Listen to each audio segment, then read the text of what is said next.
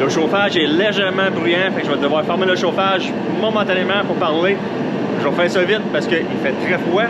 Je veux rallumer le chauffage au plus vite.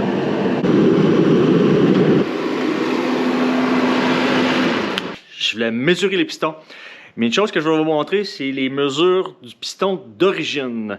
Puis vous donner un petit peu la raison pourquoi on les a changés, malgré qu'ils sont neufs depuis 10 000 km. Peut-être une autre petite énigme à notre remontage de moteur qui a été fait, qui fait référence un peu avec le vidéo qu'on a fait voilà 2 semaines.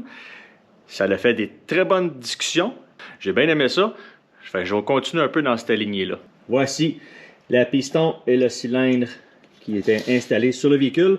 Et lors de le remontage du moteur, ça a tout été changé en neuf. Le piston est de marque, pas si on le voit, MOHLE, Molly.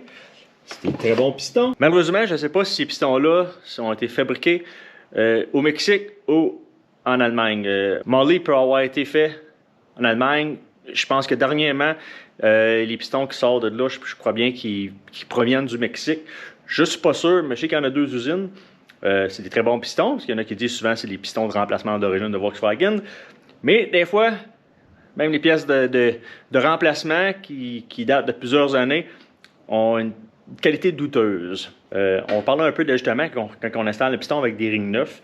Ça fait partie du remontage moteur. Puis on va vous montrer un peu les petites mesures que j'ai prises sur le piston.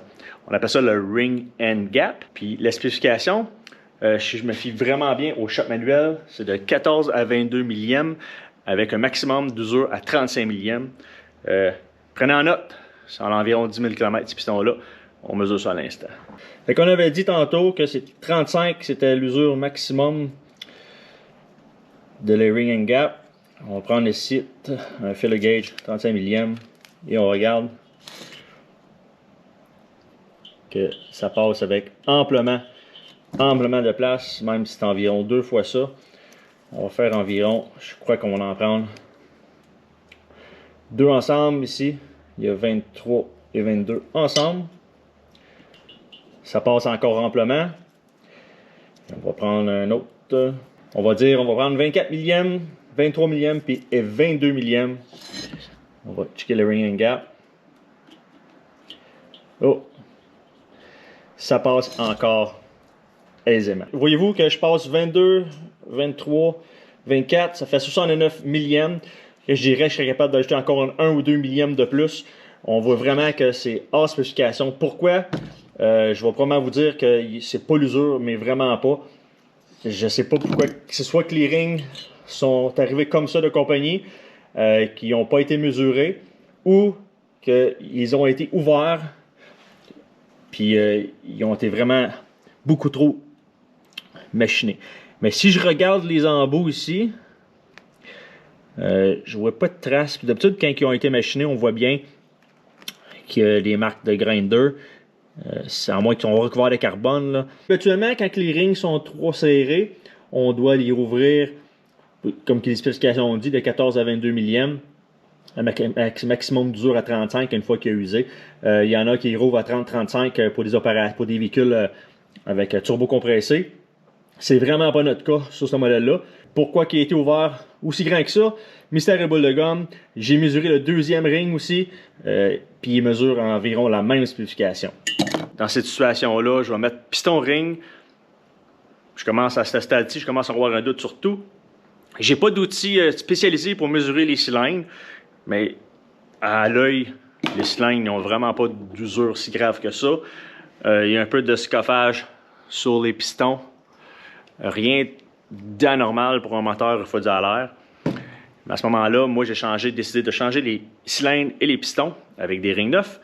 Parce qu'à ce moment-là, pour ce véhicule-là, ça aurait pris des rings neufs, un ronage de cylindres. J'ai pas rien pour ronner les cylindres, ça ne tentait pas d'acheter des outils pour faire ça non plus. Des mesures de cylindres non plus, j'ai pas les micromètres d'intérieur pour mesurer ça. Pour moi, ce qui était plus facile, c'est d'acheter des cylindres, des pistons. C'est vraiment pas dispendieux. Il y a une autre chose aussi que je voulais vous parler. Les têtes moteurs. C'est très intéressant. Je vais vous montrer mes têtes de moteur qui ont été fraîchement remontées. Et la raison pourquoi que je les ai changées aussi. Une valve d'admission.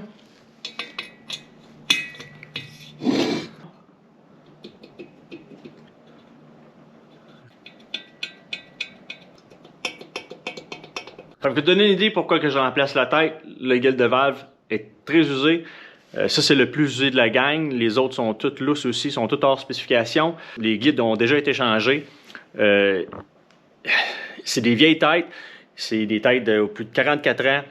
Les sièges de valve aussi semblent avoir été remachinés. Je peux pas vous dire que s'ils ont été remplacés, ça paraît pas. Mais toutes ces raisons-là, ça me donne des doutes. Le moteur va être fraîchement remonté avec des cylindres, pistons neufs, camshaft neuf, des bearings neufs.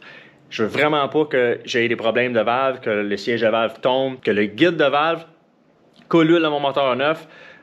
C'est pour ces raisons-là que je mets les têtes.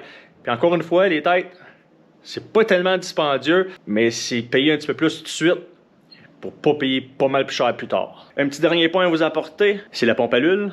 La pompe à l'huile, j'en installe une neuf. La pompe à l'huile qui est installée là a eu des problèmes un peu, un problème d'usure. Je crois bien que l'usure a été causée par les débris du camshaft. Les engrenages dedans, tu vois vraiment qu'il y avait des traces qui ont passé du métal dedans. Mais cette fois-ci, j'ai mis une pompe à l'huile neuve de CB. CB Performance, la pompe à l'huile. Pourquoi je dis CB Performance? Rien de particulier, si j'ai choisi. Je sais qu'ils font des bonnes pièces et des bons reviews. Et sur la facture du remontage du moteur, c'est marqué que la pompe à l'huile a été remplacée par une pompe CB. Eh oui, voici le couvert de la pompe à l'huile CB, qui est très évident, même si on n'a pas de connaissances mécaniques, qui est très évident à savoir c'est quoi une pompe CB. Et voici la pompe qui est installée sur notre moteur. C'est une pompe d'origine Volkswagen. C'est une super bonne pompe. Il n'y a aucun problème avec cette pompe-là. Le seul problème que j'ai, c'est que sur la facture, c'est indiqué qu'il y avait une pompe CB qui a été installée sur le moteur. Et comme je viens de vous montrer, c'est une pompe d'origine qui a été installée sur le moteur. Était-elle bonne pendant l'installation? Je suis probablement sûr, c'est ça. Mais quand on marque sur une facture qu'on a mis une pompe CB, ça aurait dû avoir une pompe CB. Ou on aurait dû dire, ah, on a mis une pompe d'origine. Ou la pompe qui était sur le véhicule était très bonne, parce que ces pompes-là, c'est quand même des bonnes pompes. Ça aurait pu être écrit ça. Mais, non. Ils ont chargé 85 $ pour une pompe CB. Encore une fois, vérifiez vos factures. Oui, c'est le bordel sur ma table, mais n'ayez crainte. Je sais tous où ce que mes affaires vont et où est-ce qu'ils sont. Plusieurs projets de commencer et pas de projet de fini. Tu commences un bout, manque de morceaux, on retombe sur un autre projet. Et un projet qu'on avait déjà discuté aussi, c'était des pneus. Bon, je pense dans une autre vidéo, j'ai montré que les pneus, il y avait des cracks dans les pneus. On ne faisait pas confiance. Mais pour la route, pour descendre, on savait qu'elle n'allait pas faire trop chaud. Mais en étant ici, au Kentucky, on a décidé d'installer les pneus, de les faire changer. C'est une bonne occasion avant de continuer notre route vers la Floride pour les remplacer. Et en même temps, donner une petite retouche de peinture sur nos roues. Je vous laisse là-dessus. Moi, je repars le chauffage parce qu'il fait très froid. Puis on se reparle tantôt. Salut tout le monde! Je viens de terminer mon travail de bureau. Donc, j'ai le goût d'aller voir ce que David fait dans le garage. Puis avant, je voulais vous montrer quelque chose. J'ai trouvé ça au Target. C'est des draps. C'est des draps vintage. Je trouve tellement qu'ils vont fitter, là. Je suis toute excitée. On est allé faire du shopping le 26 décembre. Puis, je les ai trouvés au Target. Et mesdames, vous savez comment que j'aime le Tupperware. Mesdames et messieurs, en fait, tout le monde sait que je capote sur le Tupperware. Mais imaginez-vous donc au Target, ici aux États-Unis, ils vendent du Tupperware sur les tablettes. Pas besoin de représentante, là, direct ces tablettes. Je suis passée vite d'en ranger, j'ai zioté, j'ai rien acheté parce que là, dans le van, c'est vrai que j'ai pas de place pour ça. Fait que là, on va aller voir ce que David est en train de mijoter dans le garage.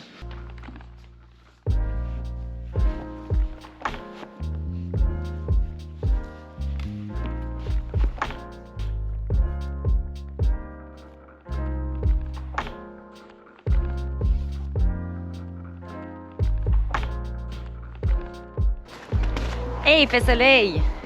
Il fait soleil, mais la semaine passée, il faisait vraiment froid. Écoute, on avait moins 20 ici. Tu sais, quand tu te pousses du Québec, là, parce que tu vas pas affronter l'hiver, puis présentement, on est le 23 décembre. Au Kentucky, il fait moins 22 degrés.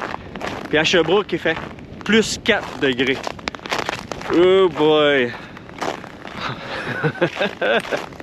J'ai plus rien à rajouter. Notre mission de demain, On vous en a pas parlé encore, mais on va changer les pneus sur le van. En fait, on pensait mettre soit des Hankook, soit des Grabber. On a choisi les Grabber. Ils sont un petit peu plus qui appellent tout-terrain, là, off-road. Donc, on ne devrait pas avoir de problème avec ceux-là. On va les faire poser, installer quelque part. Un endroit où est-ce que Kim nous a référé, là, Kial, c'est dans le coin de Lexington. Donc, le rendez-vous est booké. Fait que demain, on s'occupe de mettre les nouveaux pneus sur les rims. On n'a pas, le West c'est pas parti encore, donc on peut pas y aller en Westphalia, mais ça s'en vient, ça s'en vient. Fait qu'en attendant, on va faire la pose des pneus sur les rims. David doit les enlever des rims. Il veut aussi faire un petit sablage sur ses rims, puis peinturer ou ça. Je pense qu'il a l'intention de mettre ça noir, là. Il trouvait ça bien cute. Je vais vous mettre juste ici la photo qui l'a inspiré sur Instagram pour ses pneus.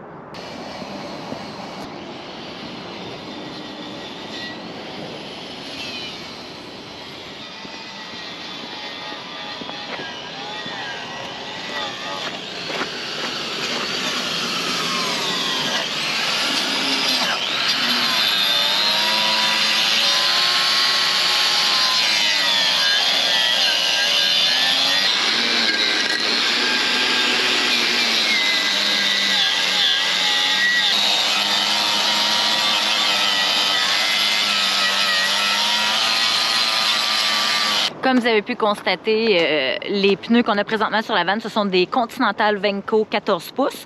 On change pas, on va garder encore du 14 pouces. Ils sont très difficiles à trouver les 14 pouces, puis on a eu beaucoup de débats là-dessus entre nous, à savoir c'est quoi qu'on voulait comme style de la vanne, qu'est-ce qui était le mieux. C'est sûr que des plus gros pneus coûtent plus cher d'essence, mais en même temps, c'est aussi une sécurité.